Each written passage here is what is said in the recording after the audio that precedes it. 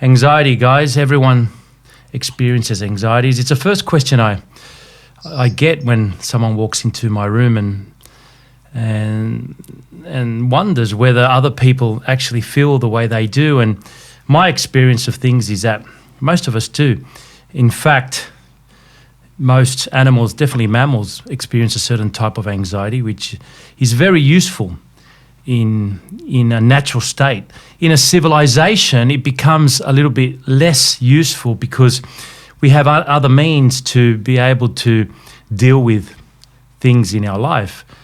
For example, if you're afraid, you can call the police, or you can you have many other services that may be able to protect you. If you're in a natural state, you just got to run up a tree as fast as you can, or you decide to stand your ground and fight and so forth. But either way, anxiety allows us to be alert and vigilant. So because we evolve very, very slowly and civilization developed quite quickly, I believe anyway that we haven't caught up to the state where we feel very, very comfortable living in a civilized society. So some of the primitive things that we feel, like anxiety, are still around and probably will be for quite a while.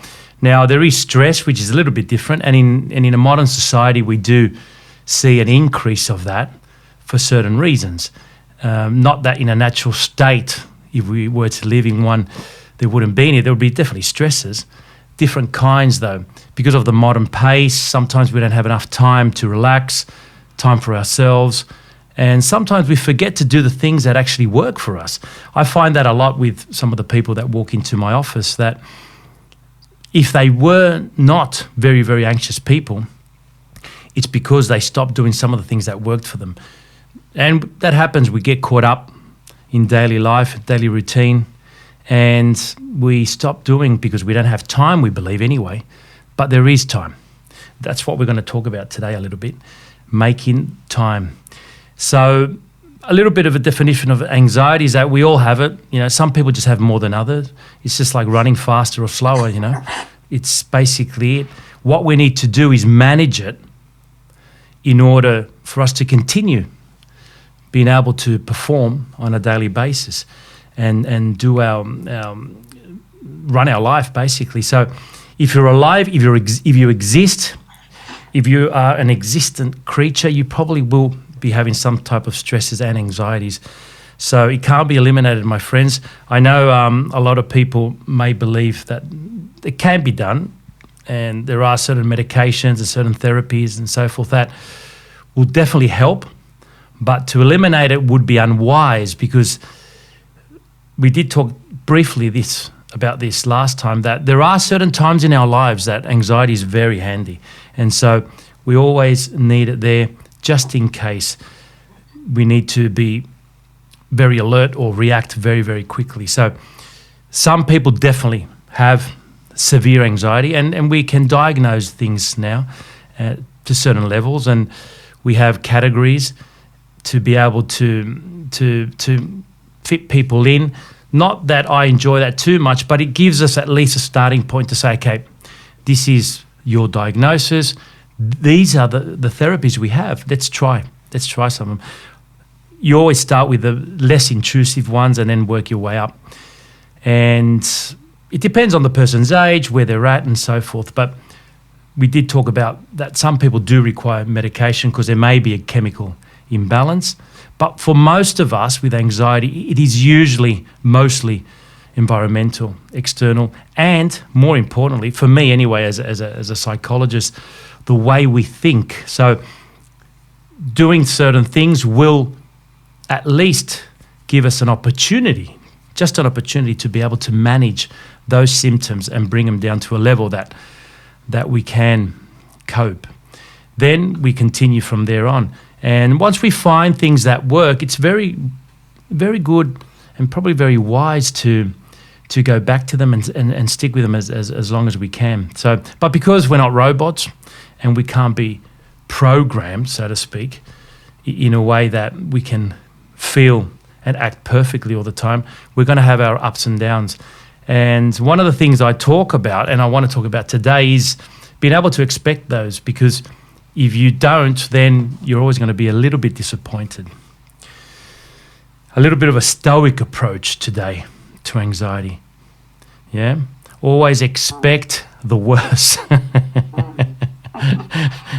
It sounds a little bit pessimistic, but if you don't set yourself up for failure, which is expecting everyone to let you through when you're on the left lane, or the checkout chick to be really nice to you every single time, then you're setting yourself up for failure, including other things, including our own relationships, our partners, our kids, our work, and even ourselves. A lot of us are quite hard on ourselves, and it is a bit of a virtue to have in order to reach a certain level of success in life, to put a little bit of pressure on yourself. But we also need to know when to take the foot off the pedal, so to speak, because it's very important to have that balance. In the end, nothing much has changed, my friends. Aristotle talked about balance 2,500 years ago, and people kept talking about it throughout the ages. Oriental and Occidental type philosophies always end up, with regards to happiness anyway, at least, and practical philosophies, always end up with one thing, and that is having a good balance. So that's what we need to concentrate on today, to see how we can actually get that, and not only get to that point, but to maintain it, which is the hardest bit. They always say in sport, reaching number one in the rankings is very hard, but staying there is harder. And happiness is a little bit like that, isn't it? And well balanced, being well balanced emotionally, it seems to come and go. That's because we live in constantly in a fluid type world, and we ourselves develop, we change, people change, situations change, and we cannot fulfill all the criteria to be able to be ready for all these things. So what we do is have a general idea saying, okay, a lot of things are going to work out, a lot of things are not. Now, we prioritize those, and the ones that aren't really important, we decide that, okay, that's fine. I don't know about you guys, have you ever noticed how some people get really angry when their team loses? When you don't follow sport, you find that quite fascinating. But, I lived in a South American country, and, it's kind of like life or death a lot of the times. But, you're within that culture, you're within that time, and you get dragged into these things. And you know what? A week later, when they play again, they win. It didn't mean much. And so we prioritize those things. And it's all right to be passionate, fantastic, but not at the cost of our mental health, or definitely someone else's, without a doubt. So it's very important to have that list in our head always. What are the priorities? So any questions or anything someone wants to say? That was just a little intro on the intro, really. Yes, please. Yeah, Jackie. Yeah. It's your little things highlighted. Yeah, that's terribly familiar with Zoom, and I'm extremely tired, so I'm in the dark, lying down. So please excuse me not being visual. No, please. In terms of the stoic thing, expecting the worst. Yeah. What's the difference between that and negative thinking? Sorry, what's the question? What's in terms of the Stoics, the philosophy or being Stoic, Yep. and kind of expecting the worst, don't have expectations of things going well, because they might very well not go well. What's the difference? But apparently, it's bad to think negatively. Mm. So, what is the difference there? Right. Yeah, there is a difference between thinking negatively and pessimism, In a way, pessimism sounds like a bad word, but some pessimists would say they're just being realistic, So you so a pessimistic mode of thought can lead to optimism in a way. Like some people may say that when we die, that's it and nothing happened. That sounds fairly pessimistic in a way. But you could say then, okay, if this is it, I'm going to live my life the best I can. So there's always a way out of pessimism if you start with that in a way. So pessimism is just a word but we could also say we're just being realistic, Optimism is fantastic. Of course, that's why we go to stadiums. We want if we thought our team was going to lose, we're not going to pay a ticket. You know, we go there and they lose. Okay, because we start off. Of course we want things to work out our way. Of course we want them to work out our way. And that's whenever we start a relationship, a project, whatever it may be, we start off wanting things to work. And when you start with that attitude, of course, it's important to feel that way, because or else most of us wouldn't start anything. But to be unrealistic, then that could be a bit of a problem. So in daily life, the Stoics, just going back to that since you've mentioned it, thought that because of the nature of the world, what's important is that when you wake up in the morning, you remind yourself that many things may happen that are out of your control. And a lot of these things may be with regards to other people. And so that's definitely a big possibility. So if you start off with that, then you can go to the next point. It is, okay, if that's the case, then I'm not going to allow these external things that I have very, very little control over to affect me. But I am going to be able to concentrate then on the things I do have some control over. So you could start off with the weather, for example. A lot of people get quite down when they wake up in the morning and it's raining or it's too hot or whatever. So that's definitely out of our control. But if you start off from the premise that you live in a certain area of the planet, so we do have seasons, and so generally it will be colder in June and it will be warmer in January. So we start off with that type of philosophy or fact, if you like. Then it's not gonna bother you too much, or at least surprise you that it's very hot in January or it's very cold in June. But it's quite a simple point. But I get that a lot from people. They start off with, I'm feeling really bad, and the weather doesn't help, and so forth. And sometimes it's not just the weather doesn't help. It's they start off on the wrong foot already because the day's buggered. I was going to do this. I was going to go to the beach, and now it's raining all day. So starting off with the wrong foot rather than saying, okay, this is an opportunity to do something else. So it seems like a very minor point, but the Stoics were very keen in using this type of thought very early in the morning. Set yourself up straight up of what's going to happen and what may happen, and be ready for it. But from there on, it's very important to take control of the things that we do have some control over. And so if it is another person, for example, that says something bad to us, we can't control what they say, but we may be able then to decide to approach them and to find out why. That might be another step. But to be caught up, which a lot of people do, on what's been said itself, or an attitude or something that is in the past that can't be changed, then that's just allowing yourself to use up a lot of energy on something that you can't move forward from, and rather than look at the solution. So it's a bit of practice, but if you set yourself up in the morning for the day, that's why, my friends, journaling is so good, because you get up in the morning, you have a routine, you get your little book, and you write down what you may be doing that day, or how you're feeling, or what the weather's like, a reflection.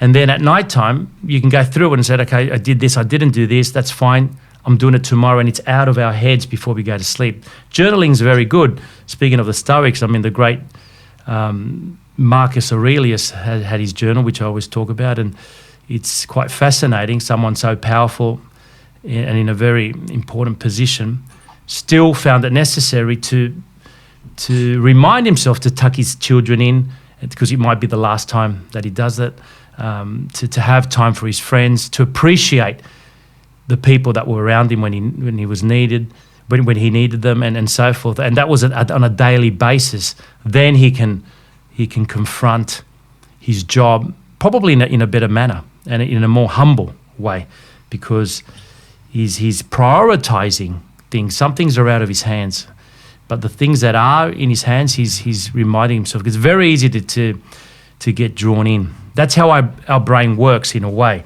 Yeah. So what happens is that when we get a little bit too stressed out, or when things become a little bit overwhelming, then anxiety may set in. We're talking about just for people that just have it in a normal way, I suppose.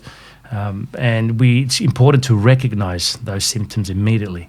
We talked a little bit about that last time, and we're going to go into it today. So yeah, Jackie, is that all right? That little bit of a... Yes. And of course, negative. Going back to negative thought, because I wanted to actually dwell in this today, because we didn't last time, which is the most important thing. As someone that works with cognitive behavioural type approaches, like myself, which cognition is the old Latin word cognito, which is just thinking, and behaviour we know. So what it literally means is that thinking and behaviour are related, right? You could also say thinking and emotion are related. So it's the stages are thinking, emotion, behaviour when we look at it in a cognitive behavioural way. And of course there are other layers of the mind which we don't dwell too much in, because they're deeper levels, and of course they play a big part in our own emotions, our own thinking, even prior to our thinking, and our behaviour, which is our unconscious mind. And of course that's a little bit, that's probably for another chat. But it's what we can do is if we start with our thinking, which is something concrete. So if you're feeling sad or you're feeling angry, and rather than ask yourself, why am I feeling like this way, you ask yourself, what am I thinking? So if you get to your thinking, you'll probably find that somewhere along the line there was a thought. And of course thoughts are made up with words. That's how we communicate, us humans.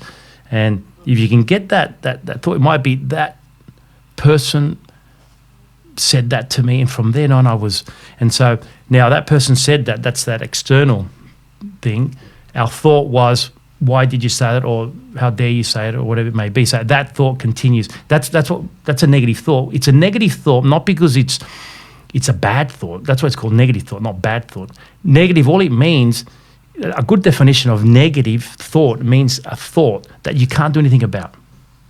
If you start with that premise, don't worry about any other definitions. If you start off with the premise that a negative thought is something that you have zero control over, then you can go, hey, hang on, that's a negative thought. And you use self-positive talk. That person's that to me, and I've been thinking like this negatively, and I can't do anything about it. That's a negative thought, which means that I don't want it in my brain. Now, it's going to come. Why? Because the brain is made up with negative thoughts. It's the basis of our thinking. So it's also very conservative. The situations that you're in. Yeah, well, we are negative, and most animals are, I mean, if you have a mouse now behind your couch, right, and you throw a little bit of cheese there, I can guarantee you the mouse is not going to come out and get it. Why? Even though he's starving. Why? Because it's got negative thoughts. It's thinking, if I go out, she's going to step on me, you know what I mean? He's probably quite pessimistic too. Because why? Because it makes him more conservative. It's not the right time to do it because this may happen. All this bad stuff may happen. That's quite pessimistic and negative, isn't it? But so it can... his anxiety is actually going to save his ass. Sorry? I said, so his anxiety is actually going to save his ass. That's right. In a way, yeah. It's a good starting point. That's right. And again, that's why if we were in a state of nature, it would be very handy. I better not go down this tree. That jaguar's still down there. I mean, he doesn't look hungry, but he might bite me. So you start off with that, but you're not going to take a risk. Why? Because it's life or death. It's not, that's all right, I'll send the email tomorrow. This is a life or death situation. You can't take the chances. You become very negative and pessimistic because you're going to live longer, basically. But also, there's a time where you've got to eat. You've got to take a calculated risk.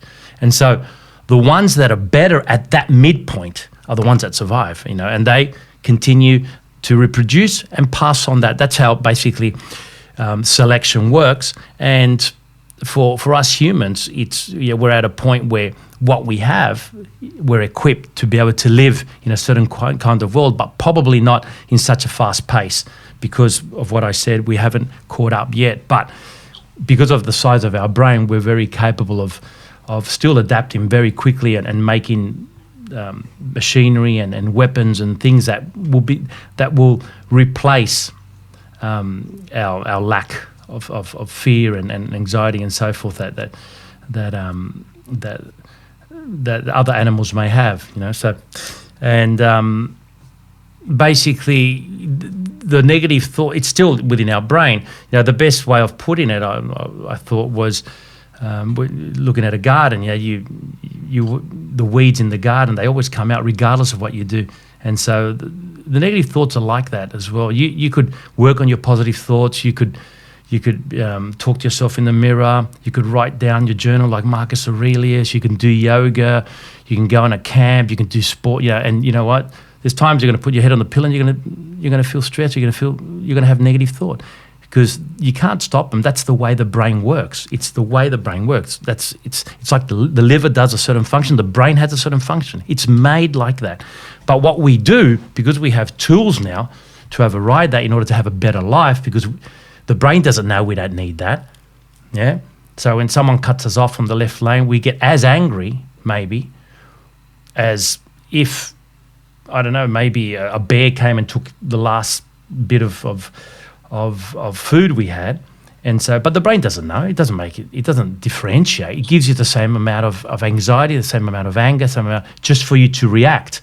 And so that's why you see a lot of cases where people overreact in a situation.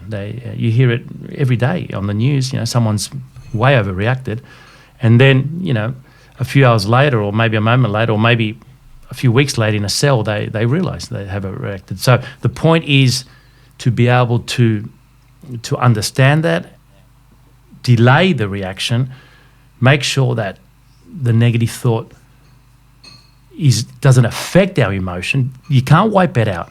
What we do in therapy is be able to grab that negative thought and say, okay, that's a negative thought, but now I'm not going to allow that to affect me. So what you're doing, you're disconnecting it from your emotion, that's all. And that's what people that are very good leaders, very good under pressure, they do. They still have the same thought. They're still in the same situation as someone else. They're still in a raft in the middle of the ocean with 30 other people, but there's always one or two that are capable of making good decisions, because all they're doing is looking at, okay, this is a situation. Now, let's concentrate on things that are in our control. And so the negative thought's still there. What they're doing is that not allowing it to affect in their emotion and then in their behavior. So when they're behaving, they look calm and they look in control. And that's what we want in a lot of situations, yeah? So negative thought, it's always there. All we do is disconnect emotionally. And we'll go into that now, I think, on how to do that. Any questions there? I do, but I've already asked one. Anyone else? Anyone else? I don't have a question, but can I share a bit of personal experience? Sure. So I think, like I've seen you for a while now, Carlos, for a few years, and I think I mentioned, and that doesn't mean that you're not good at what you do. It just means that I'm a slow learner. I have been, for over a year now, I've been doing a 10-minute mindfulness meditation, and I attributed that a lot to my emotional growth and mastering my emotions. Yeah. So I'm a very emotionally driven person, but something that I have noted of late in myself that's also helped me to regulate my emotions, and as you say, identify that emotion and then realise that doesn't need to control me. I can simply have that emotion, and that's okay. I'm identifying you and I'm allowing you to pass through, and I'm not going to emotionally respond and react anymore, because I don't need to, because that's just detrimental to me. But the other thing that I've realised that I've been doing is finding the very small things to be grateful for, finding the really tiny things. So, I kind of, I counsel my kids, my stepkids, and I've found myself saying to them recently, always remember the little things. Please remember to be loving and caring towards each other. Remember to use your manners. If you ask for something, say please. If you're given something, say thank you. Don't ever take each other for granted. Please remember the small things, because in that moment of absolute darkness, those little glimmer of small things, just one tiny little spark, can ignite the change in your emotional standing. Yeah. It's all those little things that add. I mean, but unfortunately for us psychologists, we have a bit of a disadvantage from all other disciplines, that we're dealing with abstract concepts, right? If you go and see a specialist, I don't know, in any field, in physiology, even a physiotherapist or a chiropractor, or anyone else, you would probably find a spot where you go, here it is, and most of us get it because we have a certain foundation of matter. We know what matter is, and we know roughly how it would work if we injure ourselves and so forth. So with psychology, we have a disadvantage in that we are dealing with abstract thoughts, and also that everyone's an individual. So sometimes it takes a bit of time to have the right manner of approach for that one person. But the best person to do that is the person themselves. So I'm glad that you've got to that, because it's wonderful that you're concentrating on the small things, because life is made up by these little small things. The big things, sometimes they come and they will eventually go, but it's how that first step that we take when we get out of bed, how we attack the day. That's the most important part. I know with myself too, and when I was young, I used to say to myself, oh, that's it, this is going to be one of those days. And you know what? It was one of those days. And, that's right, I got 2 red lights in a row, that's it. Everything's against me. And you start getting into that frame of mind. But nothing is really that concrete. A lot of it is the construct that we have, how we analyze things, and what moral value we give to it, and what ethical value, and how we feel about it. But if we detach ourselves, and I think the mindfulness stuff is really good, and it's good that in Australia now we look at it a little bit seriously. It's been around for a long time, and I think what you said is perfect, because with things like yoga, meditation, they're very, very difficult to do, and sometimes they can be more frustrating when you try to meditate and clear your mind of all thought. It's very difficult unless you have a lot of training. It could actually backfire, and because you start getting frustrated. So, but I like what you're doing, that you're just you're observing those negative thoughts, and knowing that, okay, that's what it is, but I'm not going to allow it to affect me emotionally. And that's the crux of the matter. Yep, that's basically how you do it. But it won't happen straight up. You've got to practice it. For all those out there, we did say that we're going to talk about how we're capable of disconnecting. That's the first thing. We need to recognize that it's a negative thought, or if we spend the whole day, sometimes weeks, and people sometimes years, having a certain negative thought or many negative thoughts, and we meet people. I'm sure you've met people that you can notice that they're suffering inside. They can't let something go. Or sometimes when we've had a problem with someone, and we see them after a while, and for you it may be totally over, but for them they're carrying it. So that's bad for them. We need to know, especially for little insignificant things that really add up, we need to know how to let them go. And the way you let them go is by recognizing, hang on, that is a negative thought, which means that it's there, it's fine, that's my brain's doing what it should be doing, that's fine, I'm not abnormal, so that's fine. I'm thinking the way I should be thinking. That's what my brain does, right?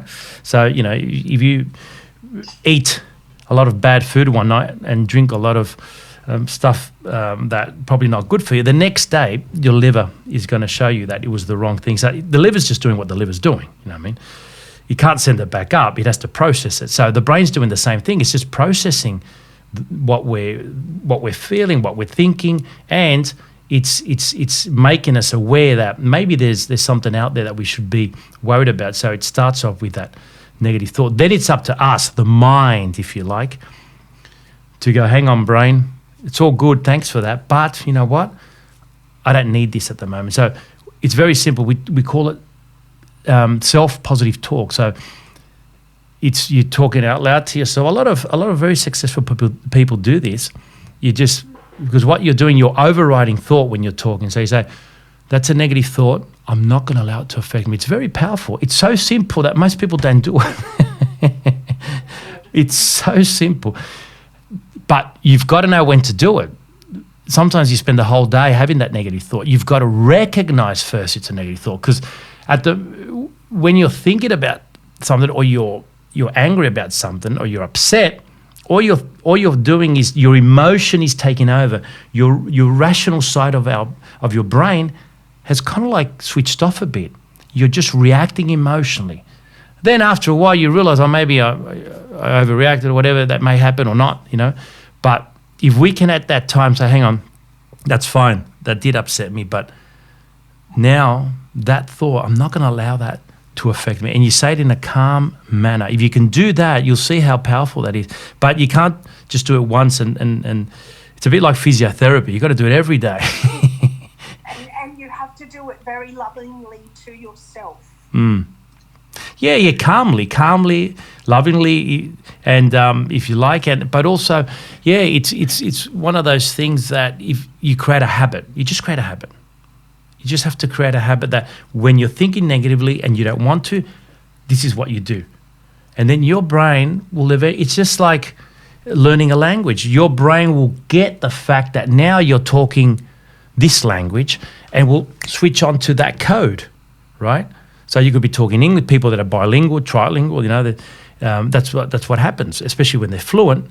They go from one to the other. The brain gets it. Okay, now we're talking Chinese. Okay, now we're talking Russian and so forth. I just aligned myself with the two big evil powers there, but doesn't matter. According to some, you've got to choose your enemies apparently. So World domination. So it's basically, well, this cuts off. We know why now. Basically, if you continue doing it, then what happens is that your brain starts saying, okay, this is what we want to do. But if you do it once off, then it's not going to work. So unfortunately, there's no shortcuts, just like anything else in life. Just like learning a language, there's no shortcuts.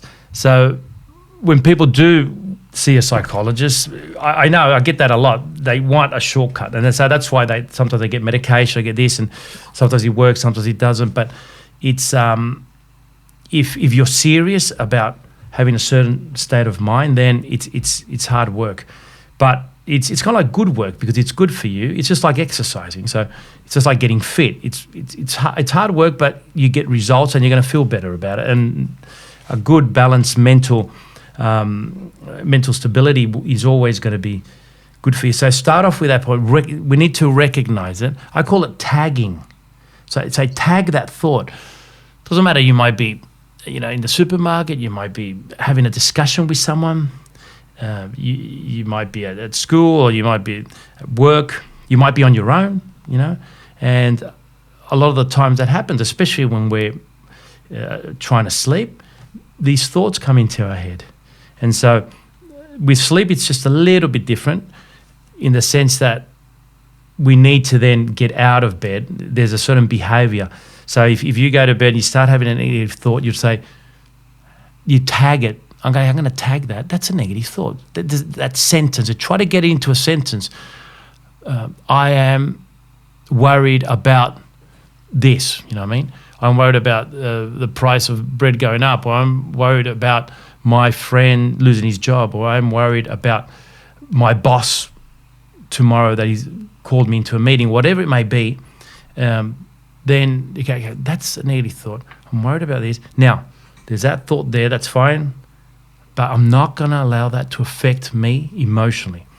Then you can kind of like take a bit of a deep breath, just slowly and you go in for 4 seconds. So you breathe in, inhale for 4 seconds, like, and release. And you can even count in your head. 1, 2, 3. The thought still might be there, but that's fine. You concentrate on your breathing. 4, 3, 2. You can do 4. So you just concentrate on that rhythm. Then what you do is that you turn over. If the thought comes back, you do the same thing and you get up. You're far better off getting up than tossing and turning, because you start again. You go downstairs, or you don't have a 2-story house, you might just go to the kitchen, yeah, and you just concentrate on something quite domestic. You might get a magazine out, not too much light, not too comfy, get the bed to draw you back in. Then after about 20 minutes, you go back in bed, you go through your routine, and then you might start again. And you might spend the whole night doing that one night, but that's fine. The next night you're going to sleep. So that's basically the cure for insomnia. When people have very, very severe sleeping issues, the tactic is not to stay in bed. So because what's happening is that you're creating a habit. The brain thinks that bed is to stay awake and think.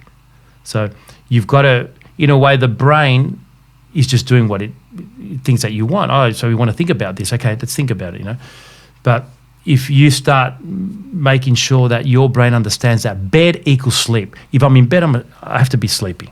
If not, I'm up. And so that eventually, it's like we do with children when we teach them to get to bed and to sleep, It's just toiletry the same, there's a certain behavior, certain time, certain place. So we get back to basics.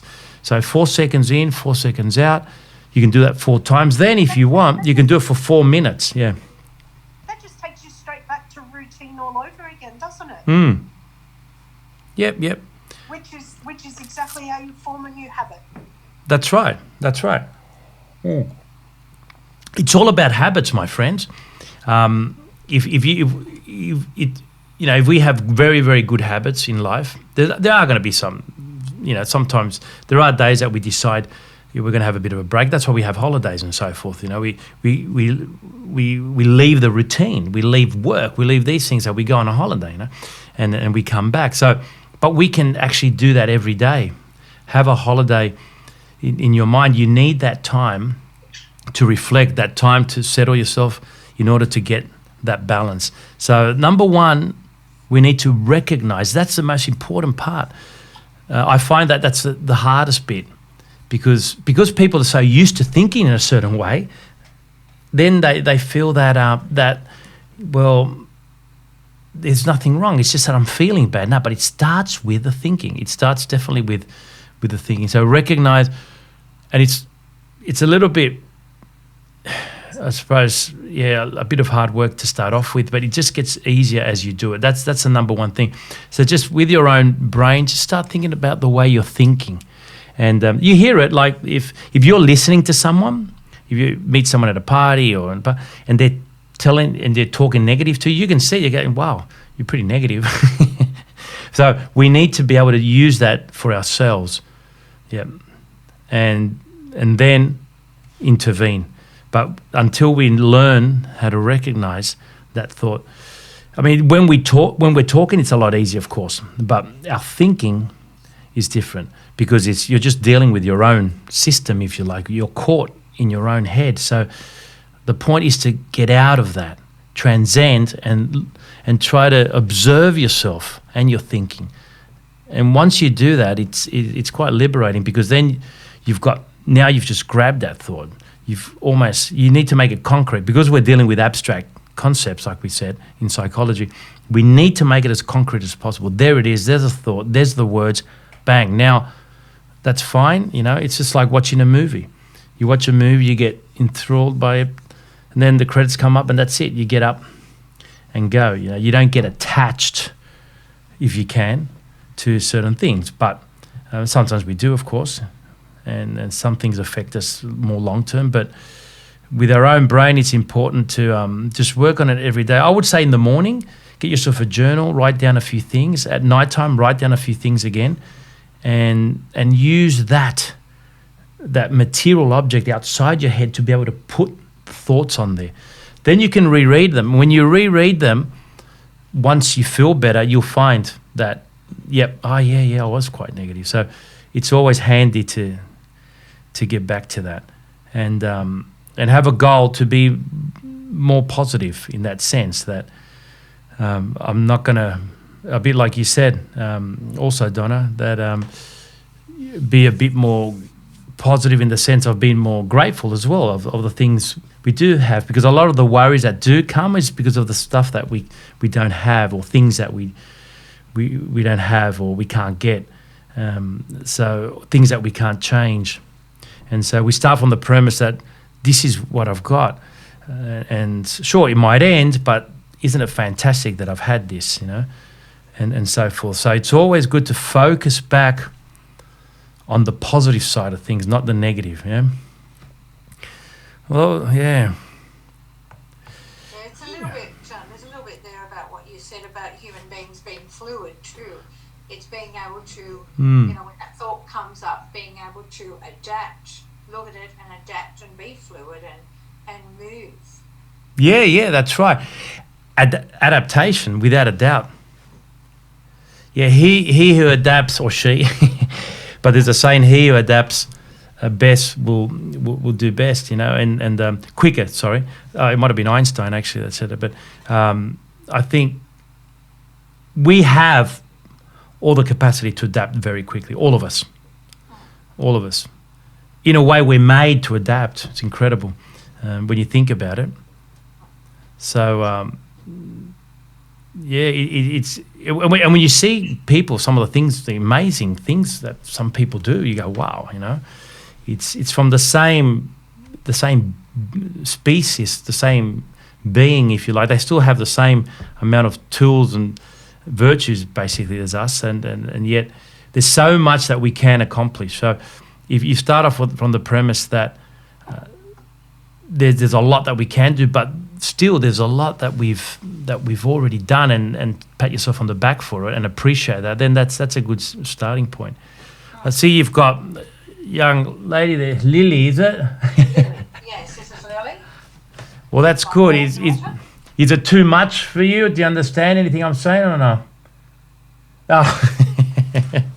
Well, hopefully she'll pick up something. Lily has a bit of a problem with anxiety, particularly at bedtime and night time. She has a little bit of trouble sleeping, and she has lots of busy thoughts going around her head. So if she can pick up something through this, well and good. Yeah. I'm sure it's not going to harm her. Well, some of the big words we use, they don't mean much. All it means is that our brain, when we think, sometimes we think good things, sometimes we think, if you like, bad things, all right?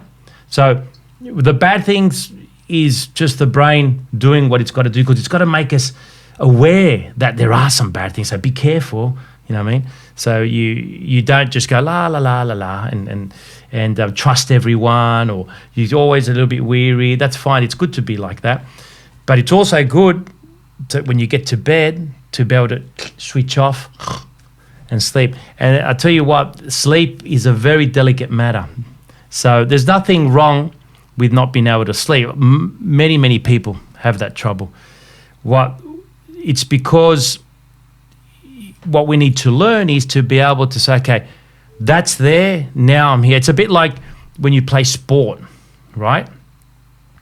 You're in the field and you play until the whistle goes, then it's finished, and then you do something else. So the day and the night have to be quite clear. You say, okay, night's out, now's the time. You tell your brain, now's the time for sleep. So when I get in bed, it's very important to be able to relax and, yes, not take too many things like phones and other technology to bed, because that keeps us all up as well.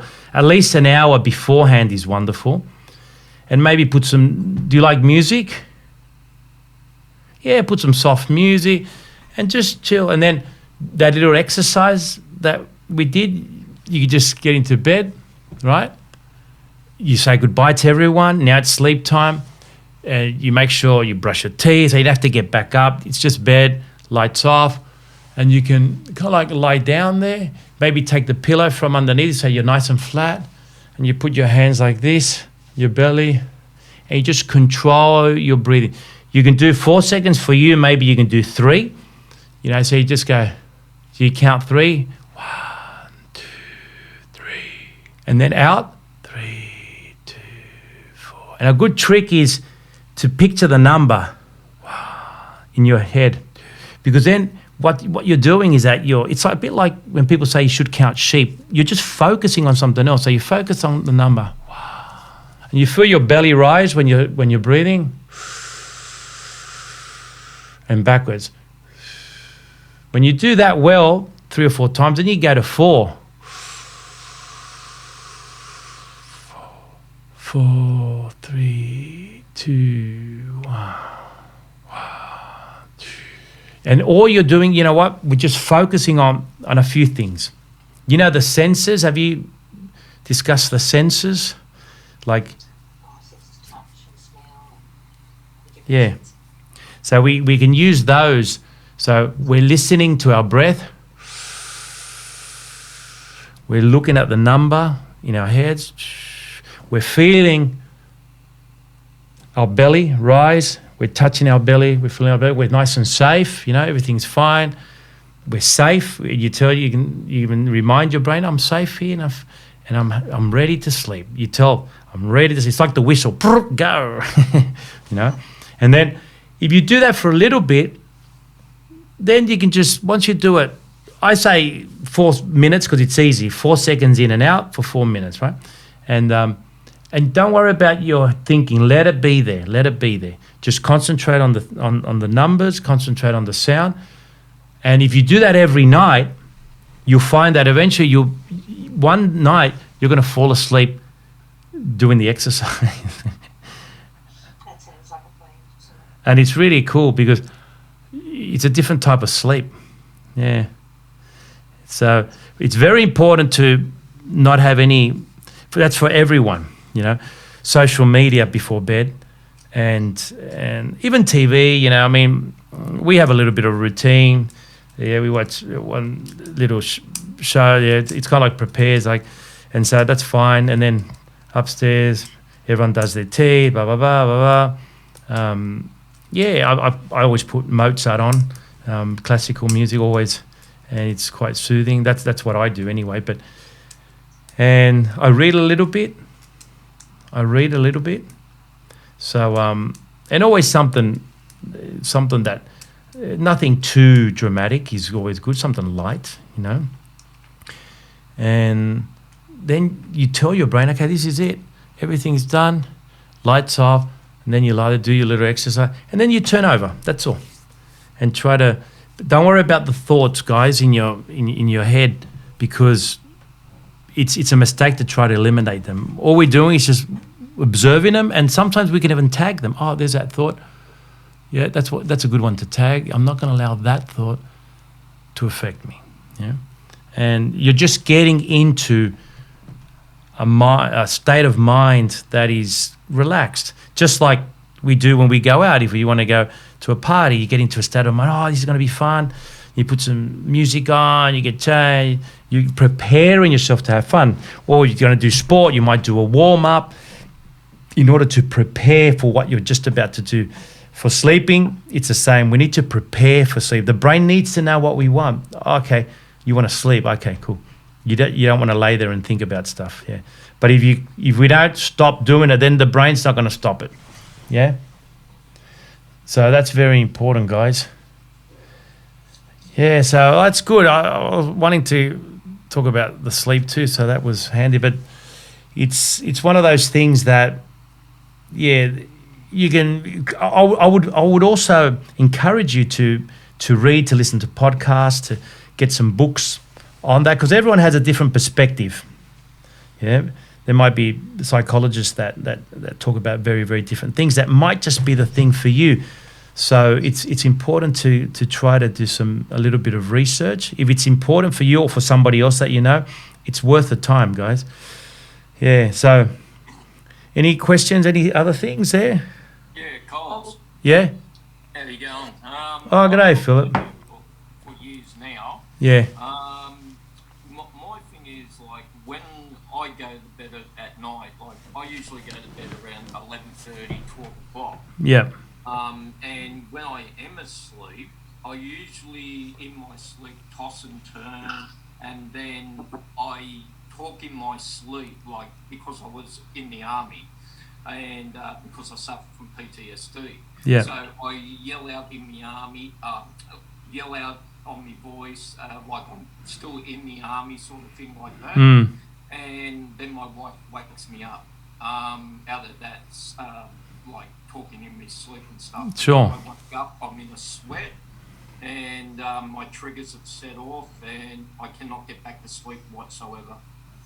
Yeah, that's a quite a complex one, because it sounds like it is complex PTSD as well, like, in the sense, because it's been obviously quite a while for you, and it continues. So it's some of these things are treated more with long-term type therapies. Yeah, cognitive behavioral therapy might work only to a certain extent, but it would be wonderful also for you to look at other things, and we can have a chat about that afterwards as well, if you like. And there are some things that could work. The thing is, yeah, when we're asleep, we're the most vulnerable, aren't we? Yeah. Imagine if we were asleep in the middle of the jungle. Like, yeah, that's the most dangerous time, isn't it?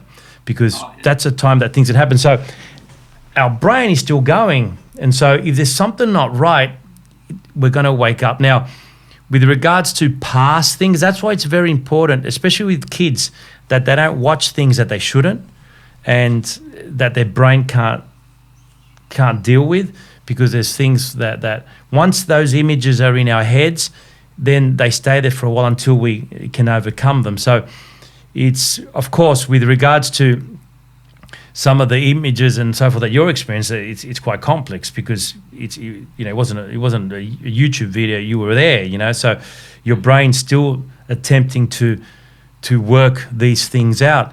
And unfortunately, a lot of our veterans didn't have the right counselling at the time that they needed it, and that's why it's very important to catch these things very, very quickly. But there's always a way that we can look at that, and there's some great therapies going around now that tap into more the unconscious mind. So that would be something I would like you to consider. But we'll have a talk about that, because that's going to help you. Now, with regards to what you do at the time, I think I would recommend that before you go to sleep, try to be as relaxed as possible. Try some music, soothing music, yeah, if you can.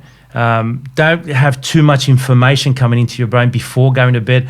I think 11:30 is a bit late too, because you're probably up watching TV, I suspect, or something, or what? No, I'm not up watching TV. What are you doing? Just reading a book. All right.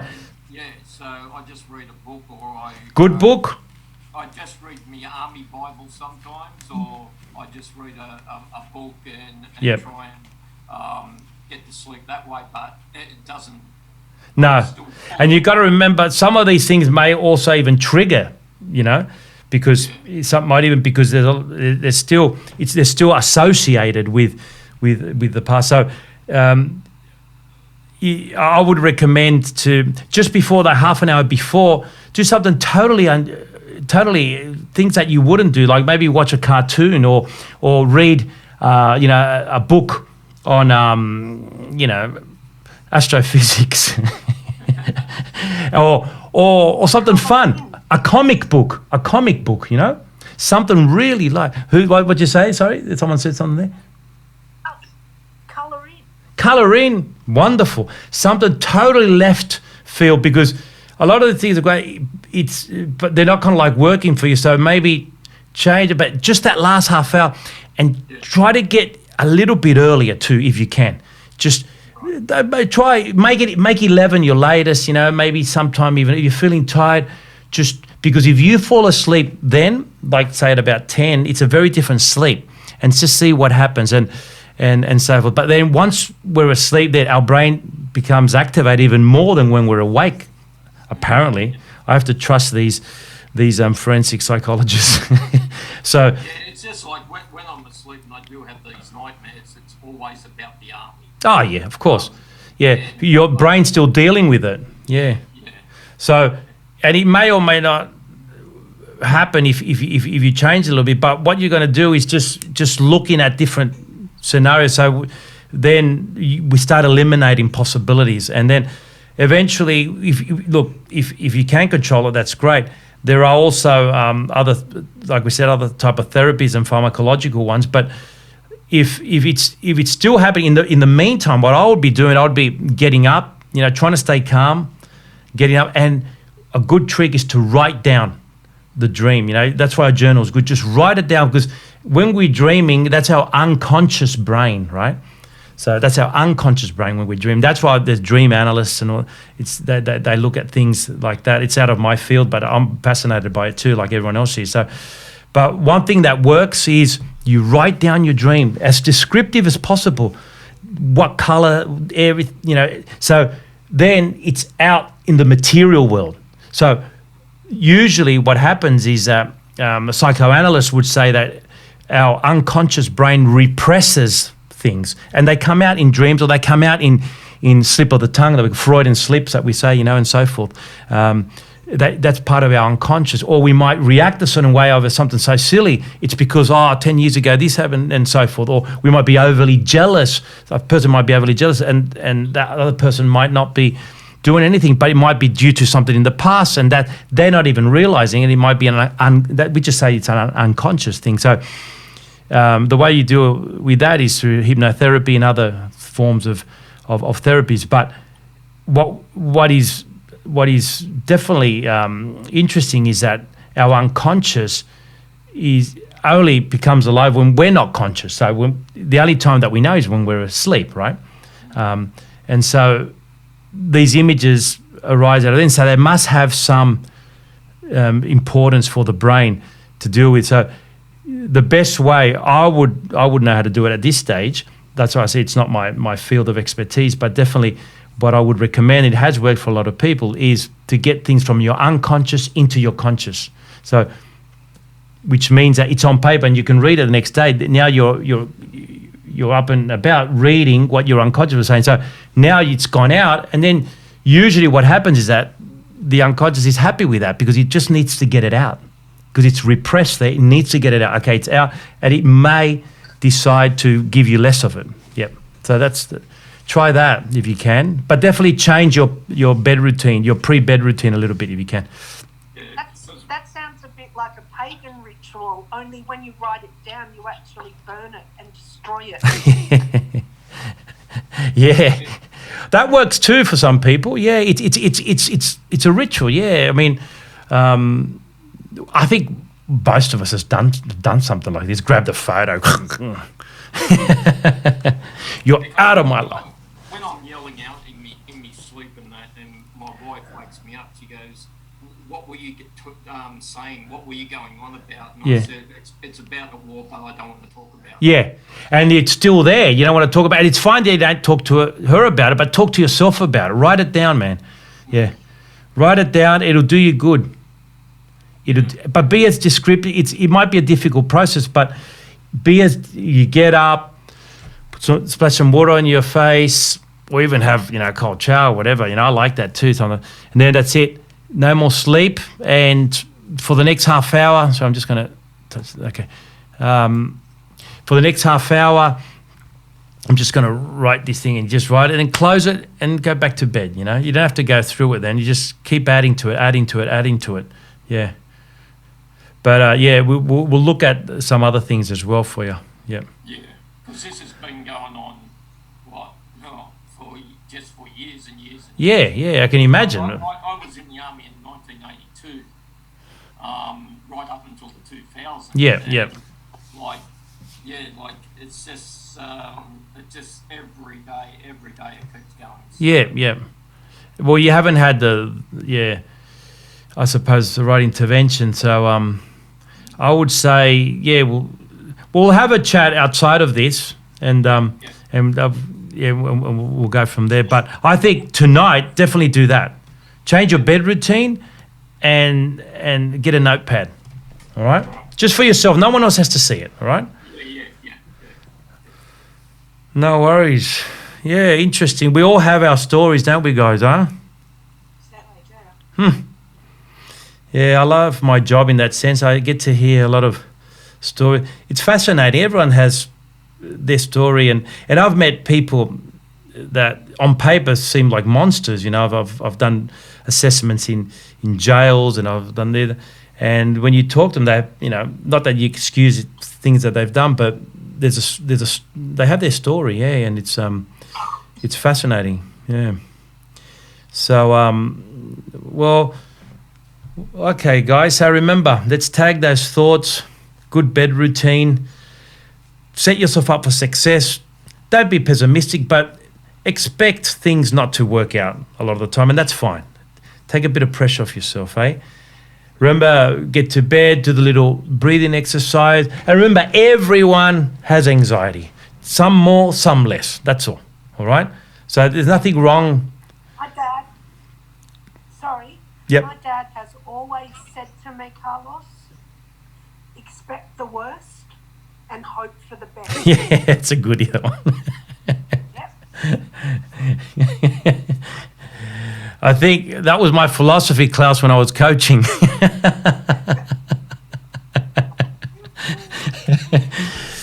Yeah. Oh, dear. Anyway, it's good to laugh, my friends. Don't forget laughter. Oh, yeah, laughter's good. I always say to people, you know, don't never underestimate the power of fun. You can say that I said that to people. Quote me. Don't underestimate the power of fun. When you ever have an opportunity to have fun, take it. Take. If someone invites you, even you want to go to the races, I don't gamble. You know what? I'm going to come with you. Doesn't matter what it is. You know, it could be, yeah. Do you want to go up to the road? There's someone's having a party there, or could be you want to start a barbie, whatever it may be. Let's go up to the corner, to the road. Let's go for a walk to the beach. Whatever it is, take the opportunity if you can. Yeah, don't leave things. Unfortunately, when you're feeling really down, does not seem to be a thing that you're really interested in when you're really, really feeling down. Yeah. So, yeah, you're correct. It's the first step is always the hardest. The very first step is always the hardest. But once you make it, it's done. Yeah, and habits are created like that. So a lot of people stop doing things because they think that they're going to have to put all that energy throughout the whole time. It's only at the start. So if you start with a breathing exercise, it'll be a little bit unnatural doing that. But after you do it for 10 days, even a week, your brain and your body know what to expect, and it just becomes easier. So that's why we have gears, you know, in trucks and cars, because that first effort takes a lot of power. First gear, and then suddenly you're cruising, you know. So that first movement is hard, and people think, oh God, I've been doing this for a week. I've still got, you know, I've got to do this for 10 months. No way. But, you know, by a month, it's got to be half the amount of energy you put into it. And the second month, even less, and so forth. So that's what you've got to think of, that it's only a lot of effort at the start. Okay? And then just... second nature, really quickly. Yep. That's awesome, guy. I'm glad we were capable of doing a second one, because a few people missed out the first one, and I enjoy doing them anyway. So it's I'm glad that we did this. And we added quite a fair bit of practical stuff to this one. So there'll be both videos up, and you can watch them both if you like. Share them, and yeah, go for it, guys. Eh? We'll all be famous. Thank you so That'll much. be on YouTube.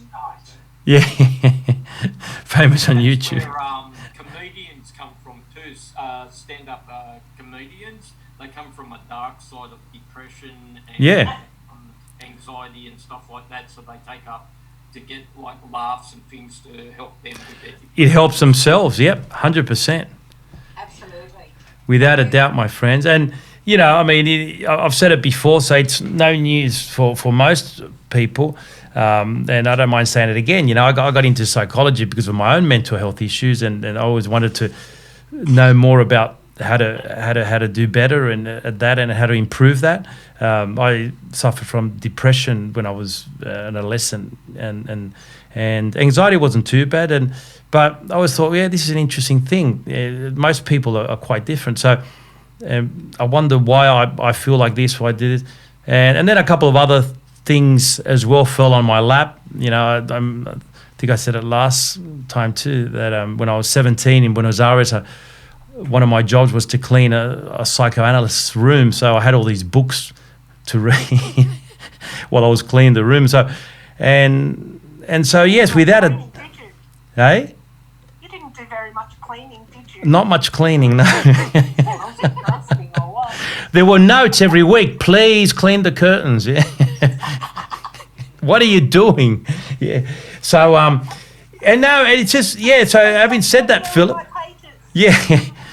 I use laughter a lot because of that too. And now, you know, at 55 years of age, you know, I've come very far with many things in my life, with my own mental health, of course, and so forth, and many other things that I pat myself on the back for. And, you know, I've made a lot of mistakes like a lot of people, and you kind of like learn from that. But definitely my interest comes from my own personal, like a bit like you were saying, Philip, my own personal experience. And it's fascinating when I see people where I was, and I go, mate, you're going to be okay. You know, you just follow the formula. Yeah. So all good, guys. Well, thank you very much for your time. Thank you. And you never know. Well, definitely next October we'll be doing more of these, but through the wonderful Fairfield Council, the place I grew up in Fairfield, which I love, and I still have many friends there. And I want to thank them for putting this on. And they're doing other things too. And again, Fairfield Library is fantastic, and so is the Cabramatta one and the Bonnyrigg, the ones that I've done a few launches and so forth in. But wherever you are, you've got a library, please access it. There's some wonderful stuff these days. It's not like before the community libraries. They're fantastic, and you can even get online and get audio books sent to you, and you know, and so there's a lot of really good material that you can and go there because you there's something magical about being in a library. I absolutely adore it. You know, it's just wonderful. Your brain just goes, yeah, I'm in the zone now. I'm going to read. I'm going to learn. Yeah. So again, thank you to Fairfield Council and Libraries for putting this on. I myself every now and then do some, so feel free to message me or to keep yourself informed if you like. And it's I think my details are everywhere on the pamphlet and so forth, so you can always contact me if needed.